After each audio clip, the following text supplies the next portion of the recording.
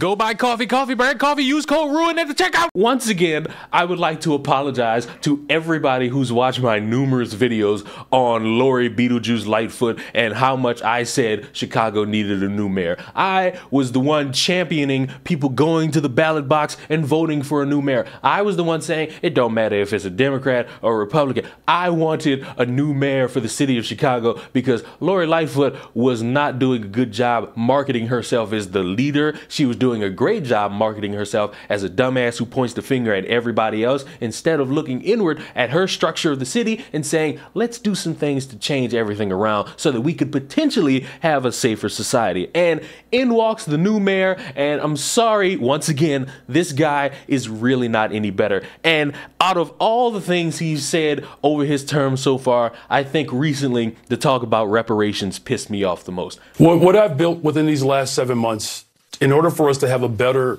stronger, and safer Chicago, it really requires the full force of government. And I've just released my full-out community safety plan that not only gets at the root causes of violence in the city of Chicago, but we're making critical investments.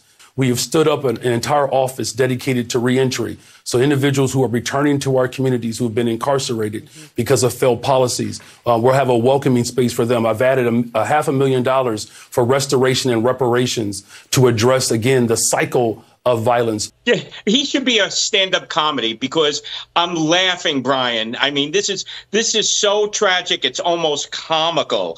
I mean, let's go through the list, shall we? Equitable justice, how did that work out? You know, no cash bail, non-indemnification for police officers legally doing their job.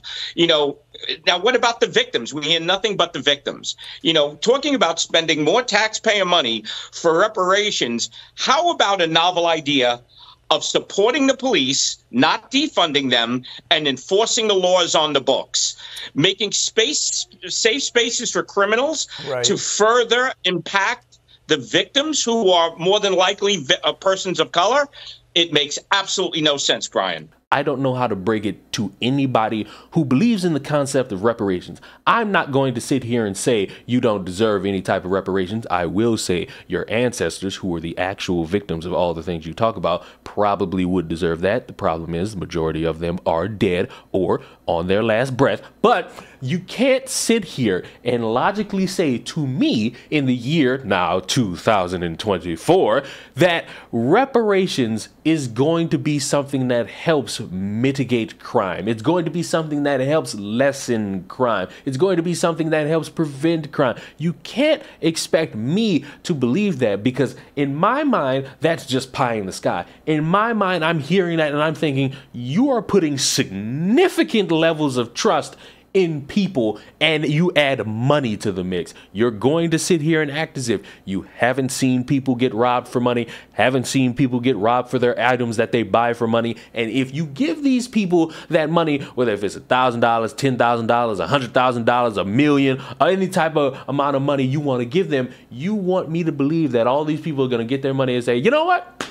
We've succeeded. We've gotten everything. Everything has to stop. All the racial divide, all the crime, all the hatred. It can all stop now because we got a paycheck. Are you telling me nobody's going to want more? Some people probably not going to get the same amount. I believe one of these states in this country was trying to pick and choose based off of your ancestry who's going to get that money. Are you going to sit here and tell me that no one's going to get offended by that? Because if you're black and you're not the ancestor or the great grandchild of somebody who was getting whipped back in the day, you're telling me these people won't get upset about that? You are putting significant trust in people not to do wrong once you give them a paycheck. And I'm sorry, that logic is not really going to stick for as long as you want it to. There's still going to be a problem of crime. There's still going to be a problem of hatred. There's still going to be a problem of infighting. And no amount of you just writing a check is going to save all of that. There should be better solutions. And I believe he brought forth some ideas that could help, that are significantly more impactful than just writing a reparations check and thinking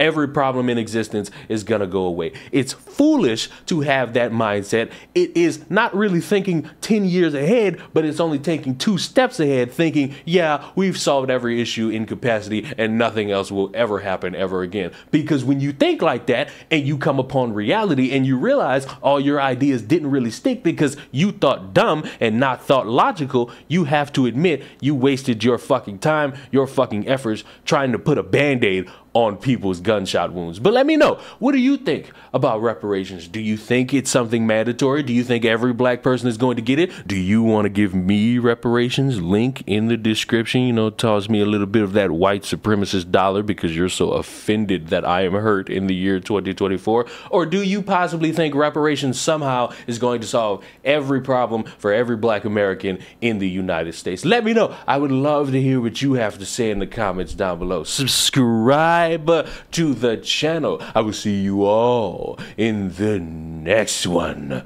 Goodbye.